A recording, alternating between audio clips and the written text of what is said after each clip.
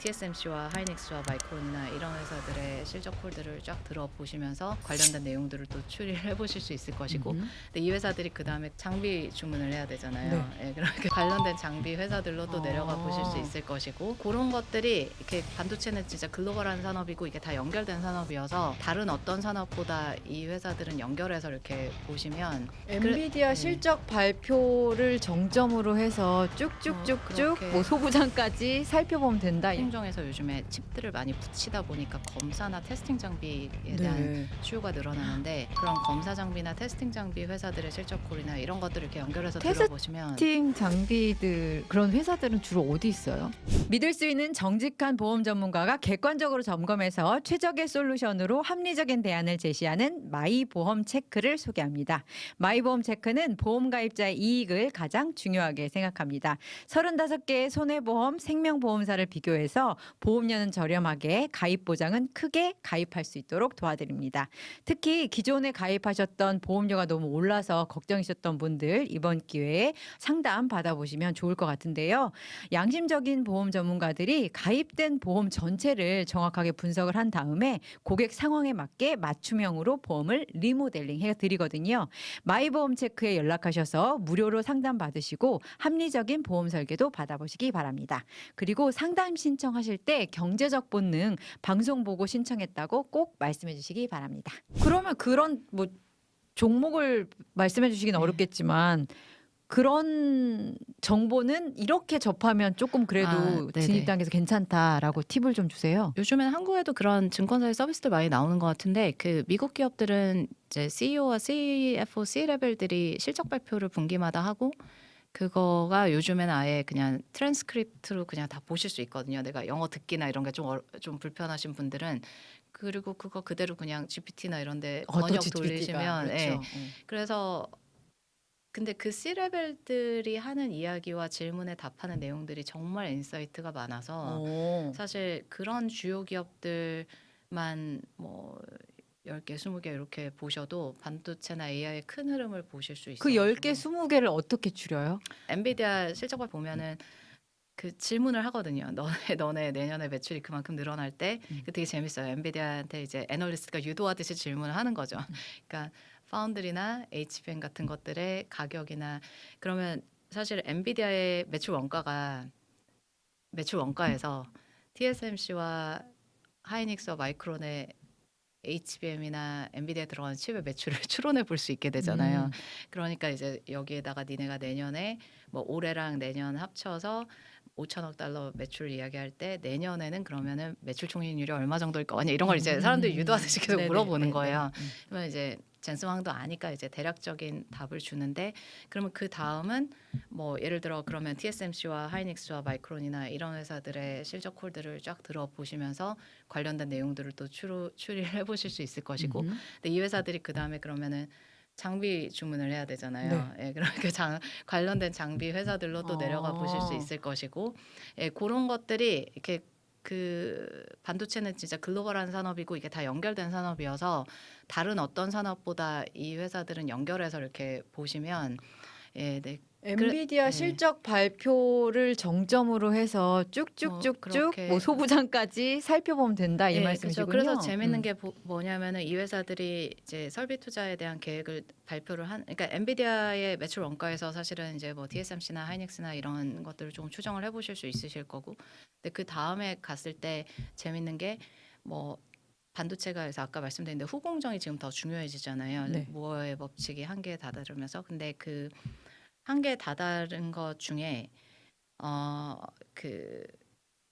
그렇다 보니까 반도체 회사들이 위에 있는 회사들이 캐펙스 투자를 해도 전공정으로 많이 안 가는 거예요. 옛날 대비. 그래서 보시면은 전공정 장비 회사들의 실적 발표 내용과 근데 후공정은 사실은 TSMC가 다, 그래서 TSMC 실적 발표와 그다음에 거기에 더해서 후공정과 관련된, 사실은 후공정에서 요즘에 칩들을 많이 붙이다 보니까 검사나 테스팅 장비에 대한 수요가 늘어나는데, 그런 검사 장비나 테스팅 장비 회사들의 실적콜이나 이런 것들을 이렇게 연결해서 들어보시면, 테스팅 장비들 그런 회사들은 주로 어디 있어요? 주로 일본? 일본 아니면 미국에 이렇게 있습니다. 일본이 잘할 것 네, 같아요 일본이 그런 거. 아, 그래서 소재랑 그래서 점점 일본에서 그런 아. 관련된 장비나 소재 회사들은 일본은 소재 회사들 중에 장비 개발 역으로 장비 개발하는 경우들도 지금 있어요. 그러니까 너 이제는 소재랑 장비도 이제 다 융합되는 영역이 되다 보니까 그래서 제가 한국의 화학 회사들을 보면 네.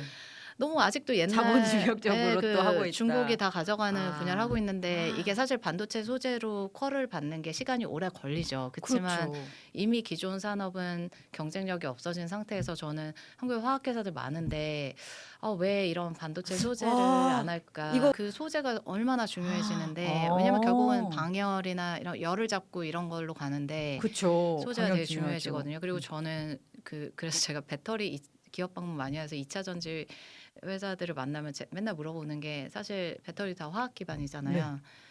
그냥 저는 2차 전지가 경쟁력이 없을 거라고 생각해요. 왜냐하면 중국이 다 1등하는 분야에서 어떻게 경쟁을 할까? 미중 패권 전쟁에서 예. 우리가 잠깐의 기회는 기회는 있을 수 취하겠지만 있지만 본질적으로 사실은 경쟁력을 확보하지 경쟁력에 못한다. 따라잡기가 어렵고 그러면 그렇습니까? 이미 가지고 있는 음. 그 소재에 대한 스페셜티를 가지고 지금이라도 예, 반도체 쪽으로 하는 게 맞지 않을까. 뭐 반도체가 됐던 데이터 센터 내에 뭔가 어떤 게 됐던 이쪽은 아직 갈 게 많잖아요. 그래서 초입 단계인 AI 시장과 관련된 걸 네. 해라. 그래서 뭐 그렇군요. 데이터 센터 내에 사실은 구리선도 음. 이제 네트워킹을 할 때 구리선으로 연결을 지금 그렇네. 대부분 하지만 이제 거기도 광섬유가 들어가게 되고 그렇네. 그러면은 계속해서 저는 수요가 소재 있을 쪽이 거니까. 새로운 어떤 소재에 대한 근데 반도체 소재가 오래 걸린다고는 하지만 이 역시 AI로 활용하면 모르는 그거를 거죠. 또 내가 줄일 수 있지 않을까? 그렇죠. 제가 잘 모르지만 딥시크 갑자기 예, 나왔듯이. 예. 그래서 저는 한국 지금 화학이랑 2차 전지 이런 산업들에 봤을 때 사실 5, 6년 전에도 왜 저 공장 짓는 거에 투자를 할까 저 되게 안타까워했었는데 반도체 소재 쪽으로 가면 소재를 통해서 장비 쪽으로도 갈 수 있기 때문에 저는 그쪽 방향으로 조금 더 틀어줘야 되지 않을까 하는 생각을 지금 하고 이재명 대통령이 새 정부 들어서서 이제 R&D 투자란 AI에 방점을 찍고 가고 있거든요. 이 내용도 좀 누가 듣고 계신가요? 좀 들어주세요. 했으면 네. 좋겠네요. 네. 왜냐하면 정말 말씀하신 대로 선택과 집중이잖아요. 그리고 한번 없애려고 했거든요. 화학 같은 경우는 정리도 한번 하려고 네. 그랬으니까. 저는 어. 2차 전지 저는 자동차 산업에 대해서는 그냥 저 차를 그것도 운전을 회의적인가요? 제가 운전을 안 해가지고 네. 자동차 이렇게 막 자동차에 또 되게 열정이 있으신 분들이 있는데 저는 그냥 커머더티라고 생각을 하는 사람이긴 한데 네. 그러니까 그런 자동차 관련된 기업들을 만나면 제가 항상 물어보는 질문 중에 하나가 전 세계적으로 보면은 그 완성차 판매량이 보통 뭐 8,500에서 9천만 대에서 뭐 왔다 갔다 하거든요. 그래서 제가 항상 물어보는 질문이 이게 1억만 대가 팔리는 시장이 올까요?예요. 근데 그러면 산업 자체 커야 되잖아요, 일단. 근데 자동차 시장이 그렇게 큰 게 올까요? 했을 때 어떤 기업의 분이 저에게 주신 그분의 생각에 저도 되게 동의를 했던 게 뭐냐면 이제 그분이 그 산업에 일하시지만 안 올 것 같다신 거예요. 근데 그 이유가 이제 자율주행에 점점 가까워 오고 계속 사실 요즘 자동차들 거의 뭐 자율주행 가까운데 그렇게 되면 이거 역시 우리가 그런 소비재처럼 극과 극으로 갈 것 같다는 거죠. 그렇죠. 그래서 럭셔리 자동차들이 있을 거고 완전 그냥 실용면만 따지는 실용면만 해서 그래서 예전에는 신흥국가에 우리가 투자를 할 때 신흥국가에 자동차 파는 회사들 성장률을 되게 높게 생각했던 이유가 중산층이 됐을 때 제일 먼저 하는 게 집 사고 차 사는 거였는데 과연 새로운 세대들이 차에 그렇게 그렇죠. 할까? 이들은 그냥 이거 불러가지고 자율주행 그렇죠. 웨이모 같은 거 불러서 타고 다니는 게 더 쿨한 게 아닐까? 만약에 그런 세상이 되면 이쪽은 사실 중국이 다 가져가게 되겠죠. 물론 이제 그 완전 자율주행에 대해서 그 안에서 모든 데이터가 모아지는 세상이 되면 또 중국 차에 대해서 뭐 제한을 두는 게 생길 수도 있긴 하겠지만 그냥 기술적으로만 보면 사실 거기서 경쟁력 있는 거 다 중국일 수밖에 없고 럭셔리는 그러면은 뭐 유럽 그렇게 쪽이겠죠. 근데 럭셔리 수요가 막 그렇게 오르진 않을 거 아니에요. 그러면 여기 이 플릿은 계속 쓰고서는 대체되는 수요가 생기긴 하겠지만 이게 성장을 할 것이냐는 다른 얘기죠. 그렇네요. 그러니까 매년 그냥 현재 뭐 8, 9천만 대 팔리는 거에서 계속 있지 않을까?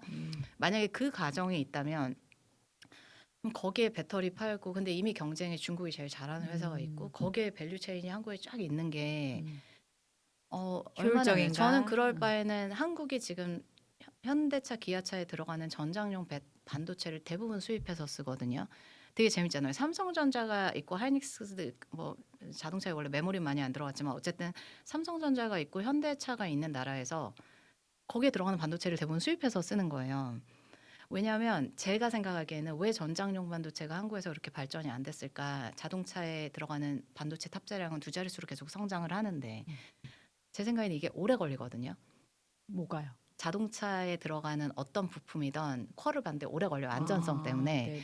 그러니까 한국의 기업의 평가 구조가 음. 5년 지금 들어가면 5년 후에 나올 모델에 대해서 쿼를 받기 시작을 해야 되는데 한국의 기업의 인사평가 제도가 그런 5년이라는 그 임원이 2년마다 그 평가를 네. 받으면 5년 이상의 기간이 걸리는 프로젝트에 대해서 기회를 주는 근데 요즘에 이제 좀 하려고 그래가지고 그나마 다행이긴 한데 근데 저는 사실 그래서 그런 2차 배터리 관련 2차 전지 관련된 쪽에 갔던 많은 한국의 자본이 사실은 그런 전장용 반도체가 됐던 뭐 전력 반도체가 됐던 이런 반도체 쪽으로 조금 채널이 바뀌었었으면 얼마나 좋았을까라는 생각을 가지고 있지만 지금도 늦지 않았다고 생각을 합니다. 어허. 그래서 반도체 쪽으로 좀 많이 채널링이 돼야 될 것 같고 그리고 그와 관련해서 화학 같은 업체들은 좀 더 반도체 소재 개발 이런 쪽으로 해서 가야 되지 않을까. 다행히 아직 한국의 삼성전자, 하이닉스가 그래도 특히 뭐 HBM 같은 거 하이닉스 같은 회사들이 주도하는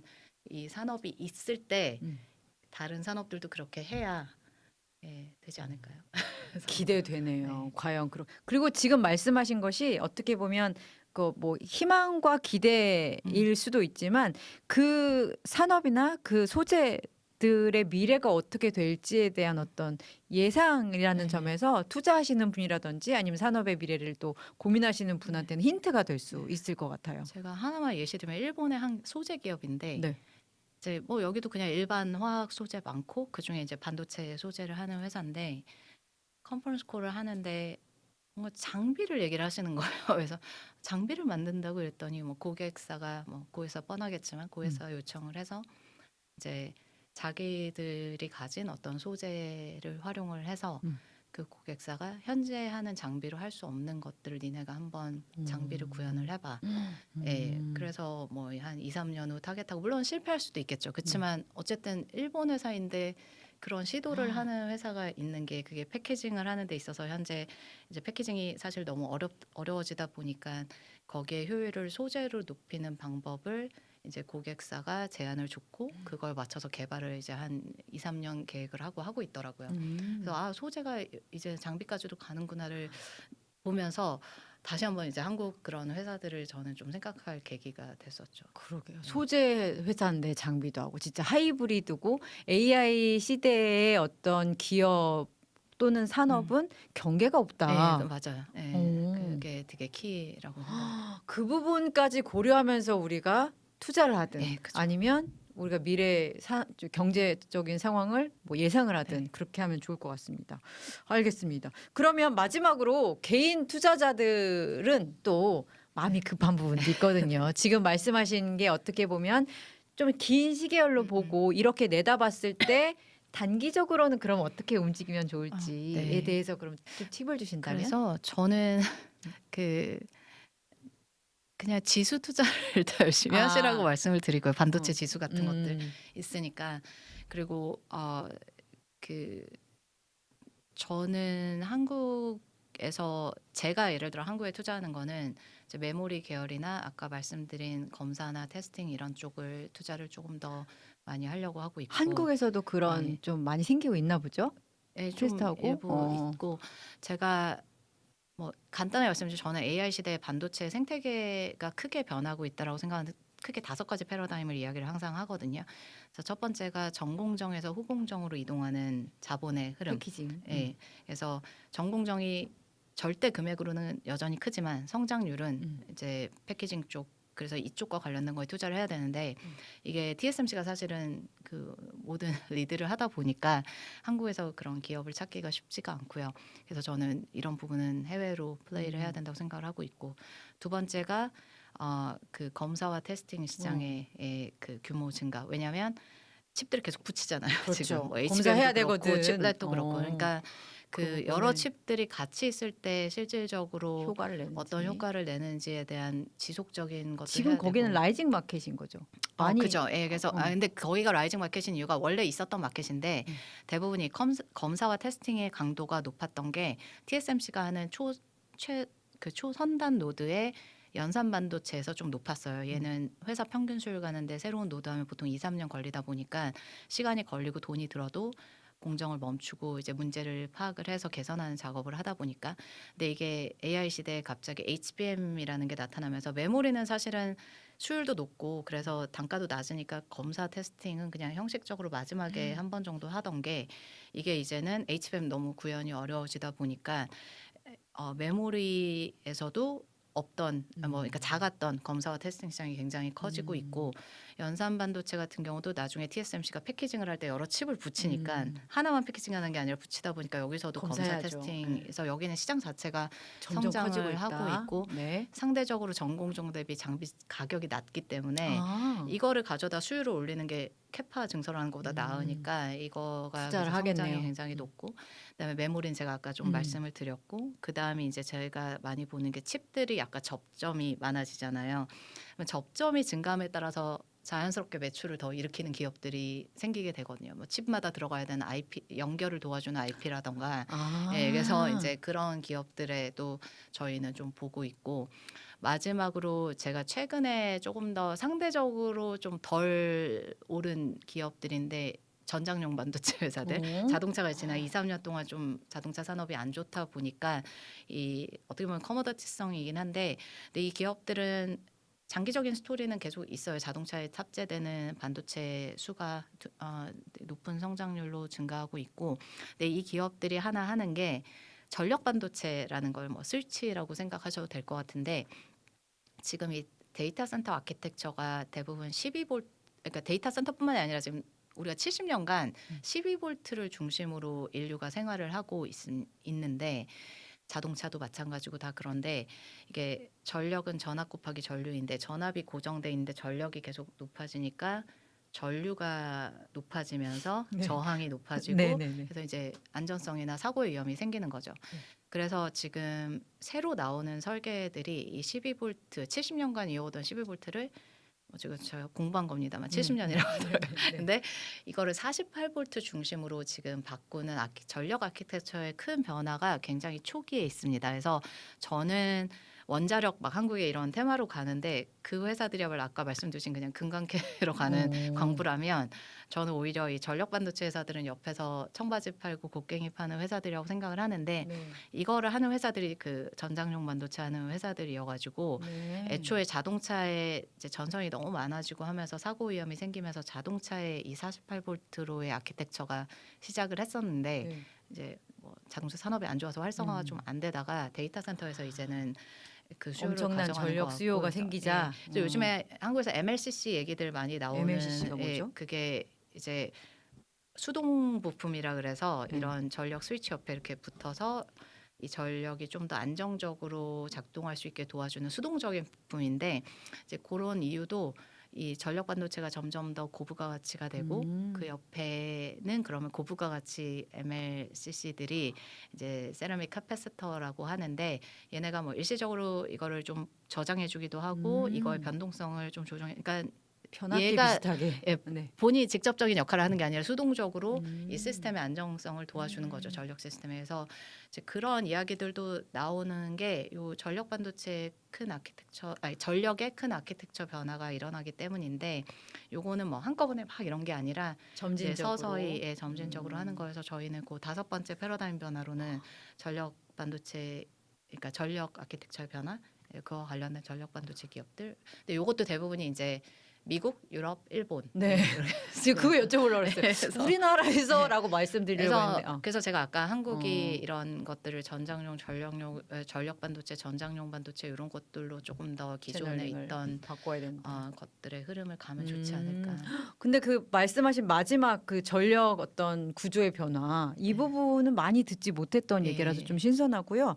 그래서 지금 어떤 일종의 패러다임 다섯 네. 가지라고 네, 보면 될까요? 이 다섯 가지 각각의 섹터에 위치하고 있는 기업들이 뭔지를 여러분들 한번 체크를 하시면 좋을 것 같고 한국에 많이 없을 것 같다. 네, 지금 얘기를 쭉 그래서, 들어보니까 예. 그래서 한국의 경우에는 후발적으로 생기겠죠. 이제 이 시장이 이제 본격 가시화가 생기기를 되면 바라는데 그러려면 이제 설계자, 창업자 아하. 그리고 그 자본이 왜냐면 이거는 콜 받는데 오래 걸리는 영역이기 때문에 아까 4, 5년 자본이 얘기하셨죠. 네, 오랫동안 투자를 해주셔야 돼. 근데 삼성 파운드리가 지금 사실은 있기 때문에 설계자들이 계속 그 창업을 해서 시도를 해볼 수 있게 자본이 가 있으면 되는데 네.